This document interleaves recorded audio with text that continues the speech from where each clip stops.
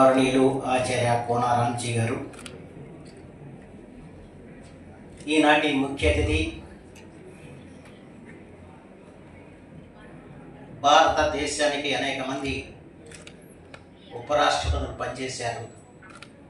కానీ అపూర్వ ఉపరాష్ట్రపతిగా ప్రజల హృదయాలు నిలిచింది ఎవరంటే తెలుగు జాతికి నిలువెత్తు సంతకమైన శ్రీ ముప్పవరపు వెంకయ్య నాయుడు గారు. వారికి నమస్కరిస్తూ, అలాగే ఆర్టీసీ చైర్మన్, మాజీ పార్లమెంట్ సభ్యులు శ్రీ కొనకల నారాయణరావు గారికి, అలాగే కృష్ణా విశ్వవిద్యాలయం రెక్టర్ ఆచార్య ఎంవి బసవేశ్వరరావు గారికి. ఈ రెక్టర్కి తెలుగు పదం ఏంటో నాకు అర్థం కాలేదు, గొప్పతనాలు తెలియదు.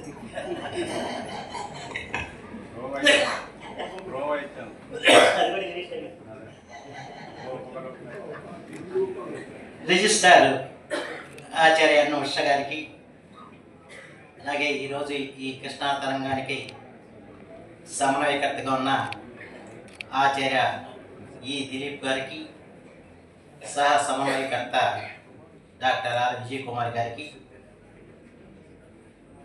అలాగే ఆచార్య డాక్టర్ ఎల్ సుశీల్ గారికి, ఈరోజు ఈ కార్యక్రమం ఇచ్చేసిన పెద్దలకు, పాత్రికేయులకు, ఈ కృష్ణా తరంగ సారంగ నాదాలు ప్రతిధ్వనించడానికి ఇచ్చేసిన యువతి యువకులకి, విద్యార్థులకు అందరికీ నా హృదయపూర్వక నమస్కారాలు. ఈ రోజున ఈ కృష్ణా విశ్వవిద్యాలయం వస్తే నాకు ఒక రకమైన ఆర్ద్రత కలుగుతుంది, ఆనందం కలుగుతుంది. ఈ విశ్వవిద్యాలయం నేను మంత్రిగా ఉన్నప్పుడు స్థాపించబడతాం. ఆ రోజున కానీ ఆ నిర్ణయం వెలువడకపోయి ఉంటే ఈరోజు ఈ విశ్వవిద్యాలయం వచ్చి ఉండేది అనిపిస్తూ ఉంటుంది. రోజున మంత్రిగా ఉన్నప్పుడు ఓ రోజున ప్రభుత్వం ప్రకటన చేసిన ప్రతి జిల్లాకు ఒక విశ్వవిద్యాలయం పెడతాం. ఇక్కడ వచ్చిన విజయవాడ మీటింగ్లో ఉంటే అడిగారు, ఏమన్నా ప్రతి జిల్లాకి విశ్వవిద్యాలయం అన్నారు కదా, కృష్ణా జిల్లాలో కూడా విశ్వవిద్యాలయం పెడతారని.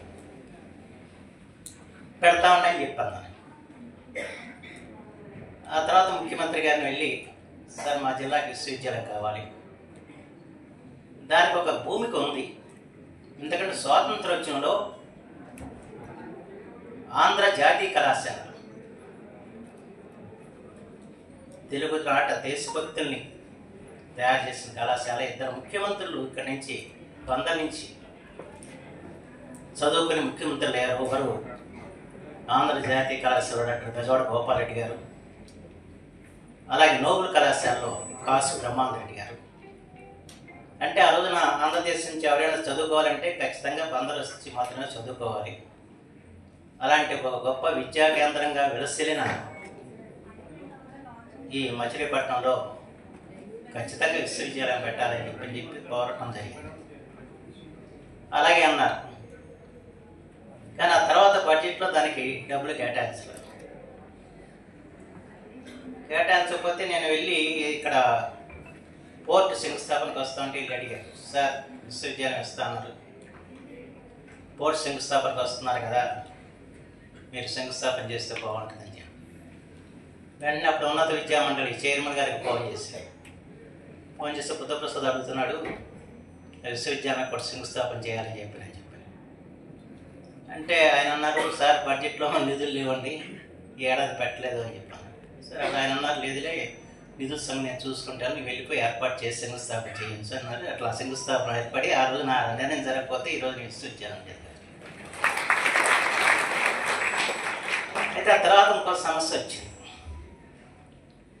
మొదట్లో ఏంటంటే కొత్త విశ్వవిద్యాలయాన్ని నదుల పేర్లు పెట్టాలని చెప్పి ఆలోచన చేశారు. ఆ రకంగా దీన్ని కృష్ణా విశ్వవిద్యాలయం అనుకున్నాం. అయితే తర్వాత ఏంటంటే క్యాబినెట్ మీటింగ్ వచ్చేప్పటికి నెల్లూరులో ఉన్న పెన్నా విశ్వవిద్యాలయాన్ని సింహపురి విశ్వవిద్యాలయం చేయాలని అక్కడ మంత్రి గారు కోరితే దాన్ని ముఖ్యమంత్రి గారు ఒప్పుకున్నారు. అట్లాగే గోదావరి విశ్వవిద్యాలయం అనుకున్నది అది నన్నయ్య విశ్వవిద్యాలయం. సరే అప్పుడు నన్ను అడిగారు, ఏం చేయాలి, కృష్ణా విశ్వవిద్యాలయం పేరు ఉంచుతాం మారుద్దాం. అంటే నేను ఆ కృష్ణమ్మ నీళ్లు తాగి తెలుగు జాతికి ఒక విఖ్యాతి తెచ్చిన మహాపురుషులు ఎందరో జన్మించారు. ఎవరో తక్కువ కాదు, ఏ ఒక్క వ్యక్తి పేరు పెట్టినా కూడా అది ఇంకోరిని తప్పు చేసినట్టు అవుద్ది. అయితే ఆ నీళ్లు తాగటం వల్ల కదా మేము అంతవారం అయ్యాం. అంచేత ఆ నది పేరే ఉంచాలని చెప్పి కృష్ణా నది పేరును ఇచ్చాం. నేను అనుకుంటున్నా భారతదేశం నది పేరుకున్న విశ్వవిద్యాలయం కృష్ణా విశ్వవిద్యాలయం అని చెప్పి అనుకుంటాను. అయితే దీనికి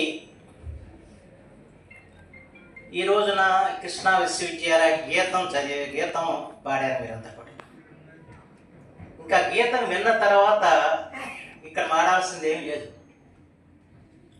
ఆ గీతంలో ఎంతోమంది గొప్పవారిని కీర్తిస్తూ వారందరినీ కూడా ఈ రోజున గుర్తు చేసుకున్నాం.